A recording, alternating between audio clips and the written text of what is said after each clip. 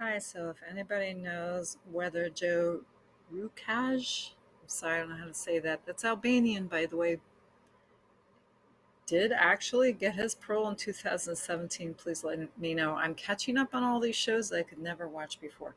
In fact, the reason why you can't watch this stuff when you're a parent is when you have little children, you don't really want them seeing this stuff. It's very disturbing. If you're a parent, I think you need to repent if you're watching this stuff in front of your kids. My babysitter certainly needed to repent for watching really nauseating, cheesy soap operas during the 1970s when there was nothing educational about my experience as a young elementary school student in the 1970s over the summer. I had to go to babysitters. Babysitters would feed you your lunch, they'd feed you a snack, they'd turn you out into the pasture for an hour or two, just like you turn a cow out into the pasture. And then you have to come inside and you could watch their cheesy soap operas, or you can go into the next room where this little boy is playing doctor under the tablecloth with all the willing girls. I mean, seriously, it's like, no, I don't know. This is like, I'd rather watch the cheesy soap opera and become extremely nauseated about life in the United States. But really, soap operas are not real. This kind of stuff is real. This series, Your Number's Up, I know there's probably not another season of it that's free, or maybe there's not even another season of it. You can tell I'm getting very desperate because I watched the first several seasons of a show I really like, and then I have to buy the next season. My husband, he's been so kind to me. He lets me subscribe to these channels. I can't just go willy nilly buying seasons because I've willy nilly rented and bought movies, which we actually have the DVDs for, and I forgot. So I'm doing penance. I can't do that. It's not that I don't appreciate what you've done. It's not that I don't believe in what you do. It's just that we have a budget and we actually have no, I don't want to say no discretionary income.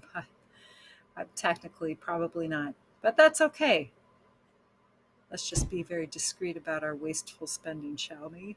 Eventually we'll be found out, though, shan't we? Oh, well, we're talking about money and that's appropriate. I didn't want to talk about like lottery stuff and gambling.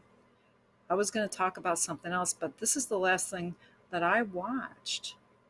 It's sad and it's about an Albanian American man he was serving time in prison for murder. He should serve his life, the rest of his life, for murder. But in America, you could serve life for stealing somebody's purse and get out after 7 years for killing somebody. I mean, justice sometimes, yeah, it's a real joke.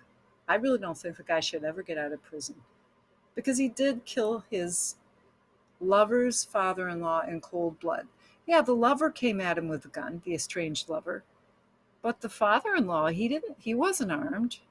He was just, that's what guns do to people. They make them irrational. Guns aren't the only thing. Gambling is another thing that makes people irrational. I'm against gambling.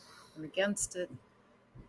Every week, a family member who really, gambling is their religion. As far as I know, gambling is their religion. I mean, they have not suggested otherwise, other than healthy living and longevity. I mean, they want to live long, they want to eat and live healthy. So I'll give them credit for that. That shouldn't be a religion, but gambling is at least as important, if not more important to them than the healthy living thing. And they say, oh, they tell me how much they win. And I'm tempted sometimes because they've suggested, well, you should try it really if you play smart. You play the right slot machines. I never go to the tables. I buy lottery tickets. I can tell which ones are rigged.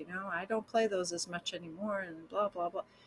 Gambling is just evil. Even if you win, did it ever occur to you that you're just laying another paving stone on the road to hell if you keep gambling? That's my question.